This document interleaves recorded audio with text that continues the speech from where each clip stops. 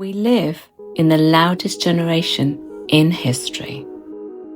But silence has never felt so heavy. Behind every filtered smile are millions of young minds quietly struggling. Success now has a timer attached. Every scroll reminds us of what we should be: smarter, happier, richer. We're told to dream bigger, work harder, never pause. But nobody teaches us how to breathe. The biggest lie is believing everyone else is okay. So we stay quiet until silence becomes the only language we speak. But something is changing. We are learning to talk, to listen. Mental health isn't a trend, it's survival.